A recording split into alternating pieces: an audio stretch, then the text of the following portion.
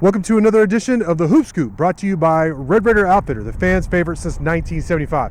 I'm Jared Johnson. I'm joined by the Mighty Joe Yeager. Well, Mighty Joe, Texas Tech moved to 7-2 with a 77-7 victory over Eastern Washington. Thank you. I already forgot. And it was another kind of slow start, but ultimately Texas Tech was able to prevail. Still no Amek, which I wouldn't expect him anytime soon, to be honest. I know that's not what people want to hear, but then also no Bacho as well. But you did get Jalen Tyson back. What was your overall thought about the victory and where Texas Tech is right now? Yeah, it's beginning to fit into a pattern with this team where they're doing enough, and they don't always look real good. But when they get into a situation where they're threatened a little bit, it's a matter of just ramping up the intensity and the energy, and they pull away from these teams and they get the win. And it's not always a comfortable win. It doesn't necessarily make you feel terribly good about the team going into Big 12 play, but they are getting wins. And I do believe that once they get healthy and they get Bacho back and they get Imac back, whenever that may be, that they can take another step forward and become a really good, or at least very competitive Big 12 team, good enough to make the NCAA tournament. I don't know what they would do when they get there. We'd have to see. But I'm reasonably hopeful about this team's future. Let me ask you a question, just hypothetically, because I'm starting to get skeptical that IMEC ever suits up for Texas Tech. And I know that's not what people want to hear, and that's just, I'm not reporting that as fact. That's just my opinion. Hypothetically, if he never suits up, what are Tech's chances of making the tournament? Well, that would certainly complicate things a little bit. At that point, I mean, if he's not able to come back at all, or does not come back, I could see Tech being on the outside a little bit. Yeah, I mean, with him, I think they're probably one cut above a bubble team. Something like maybe a 7-8 seed, something like that, with him. But yeah, without, you're looking at a very, very dicey, iffy situation, and that's really with the Big 12 being down somewhat this year. Yeah. I mean, you got it's a 3-horse race, I think.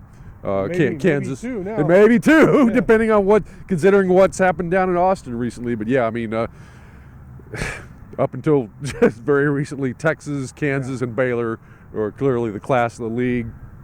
And then anybody else could finish fourth, but anybody else could finish 10th, is the way it was looking. Which out of that other group is going to make the NCAA tournament would be very, very hard to say. Tech would be in that group, obviously. But there's no guarantees, There were some really good individual performances against Eastern Washington on Tuesday night. Kevin Obanor at 25-10. That's Turney Obanor there that I like to refer to. Pop Isaacs continues to look better and better, in my opinion. And then Davion Harmon had a better scoring night, and I believe he finished with 6 steals, which is a great number. Yes, yeah.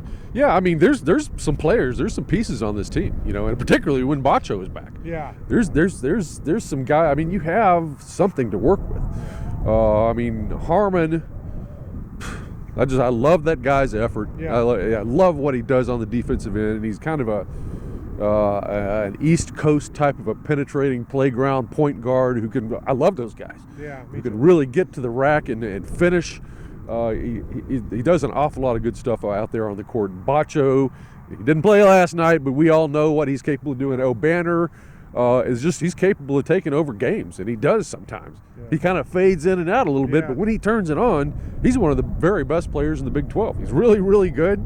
The Pop Isaacs he was a turnover machine earlier this season, but he's calmed that down, and he doesn't turn the ball over so much anymore. And anytime he shoots a 3, it looks like it's going in. You think it's to going me, in. it's going in, Sure. and it does an awful lot, over 40% of the time. And Jalen Tyson.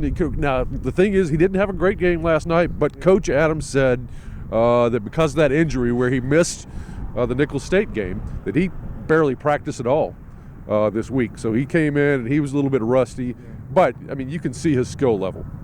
So that's another guy that you got to work with. And don't forget about Lamar Washington, who's had a couple of pretty good games in a row. And he's really, for a freshman, a true freshman, he's kind of a steadying influence out there. I don't know, it seems like the offense just kind of works better when he's on the floor. So, with him, you're maybe finding a little bit of depth, which you desperately need, particularly with all these injuries and everything. So, I mean, there's some stuff to work with there. It's just a matter of getting healthy and managing to put all these guys together, and hopefully they mesh as a team. That's what it all comes down to. And then up next, Texas Tech takes on Jackson State Saturday. I believe it's a 2:45 tip-off down in Houston. I know nothing about Jackson State basketball, just football. But what are you looking for from Texas Tech Saturday? Yeah, Jackson State, I believe, is a 1-win team right now. Okay. 1-8, 1-9, something like that.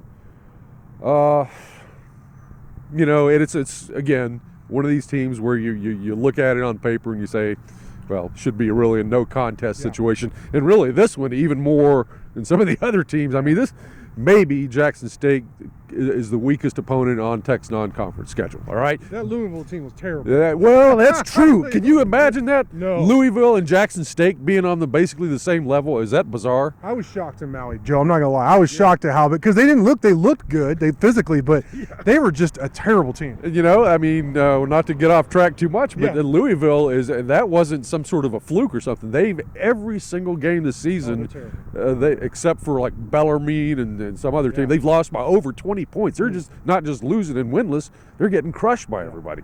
So maybe Jackson State might be a little bit better than Louisville, but that ain't saying much. That is, it's just completely nuts. But the bottom line is, this is a team that Texas Tech should handle, and I think they will. But I mean, you can't say that with too terribly much confidence, because Texas Tech has struggled a little bit against some teams that here at the USA of all places, where they should have, you think, wiped them out by around 20 or more points, and it didn't happen. So you can't say categorically that, well, this is just going to be a wipeout for Texas Tech. It should be, probably will be, but tune in if you can. And I think it's one of those games where you got to watch it online and stream it. Yeah. It's hbcu.tv.com or something like that. So I hope it works. Me too, Monty Joe. But I mean, I guess we could debate on if it's been working or not for Texas Tech. But the bottom line is, they did win their 27th consecutive game here at the USA. They are 7-2. They'll be favorites against Jackson State, and at this point, they just got to play the games on their schedule until we get to Big 12 play here on New Year's Eve. But for now, Monty Joe, great stuff from you as always. Thank you all for watching, and until next time. You want to do beard next? Sure.